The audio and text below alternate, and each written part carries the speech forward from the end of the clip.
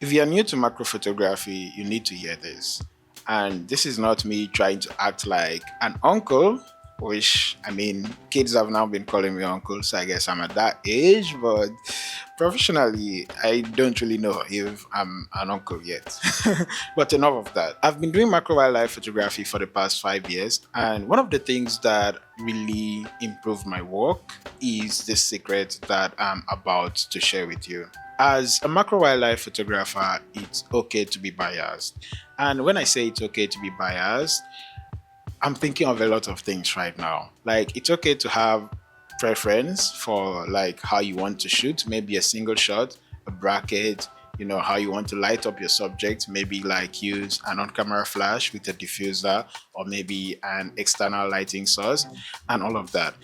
But right now, that is actually not what I want to say. It's not like those aren't important, but I feel for beginners, the things they struggle with the most is usually understanding the subject and knowing how to photograph the subject best. So when I say it's okay to be biased, in this context, I'm referring to your love towards the subject. I don't even love towards the subject should have been the right one. And maybe I should just say preference for subject. Instead of trying to photograph every insect out there, every bug, everything, literally everything out there, it's okay to narrow down your choices.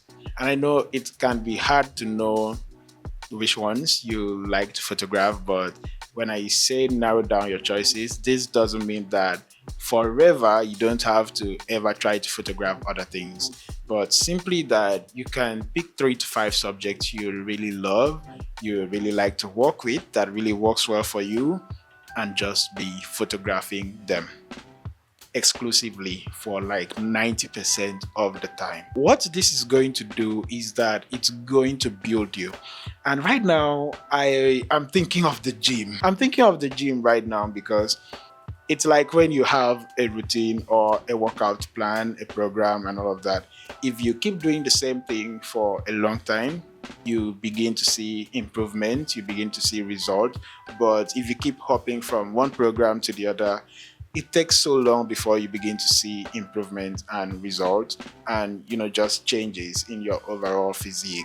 So this is the same thing that applies in macro wildlife photography. And of course, I think life in general. If you keep photographing the same 3 to 5 subjects every single time, you begin to understand their behavior more. You begin to see them, in a way that others haven't seen them before.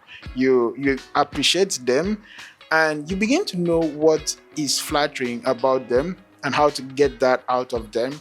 You begin to know the time they come out, the time they do certain things, all of that. For me, those subjects have been like frogs and spiders with prey and with babies. And because I've been doing a lot of frogs and spiders and all of that, it helped me really know what time they have the vocal sac out, what time they'll be mating, when spiders are going to be with prey, when spiders are going to pause the chewing, and I'll be able to, get the shot of them.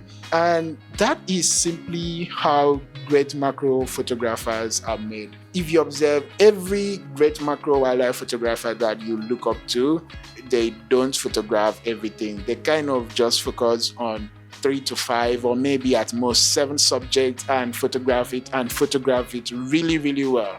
Even when they like go on expeditions or just tours, they are photographing the same kind of subject. They are not really photographing everything in general. And this is like a secret that, well, I'm not going to say many don't share, but I guess they kind of don't observe. It's usually unconscious. It starts unconsciously till it becomes something that is very conscious, but of course not in a conscious manner. So if you're a beginner in macro wildlife photography and you really want to grow, you really want to achieve mastery, you really want to, do great things, or maybe you really want to have lots of followers, you just have to stick to a couple of subjects, photograph them, and with that, you are going to be able to photograph them really, really well.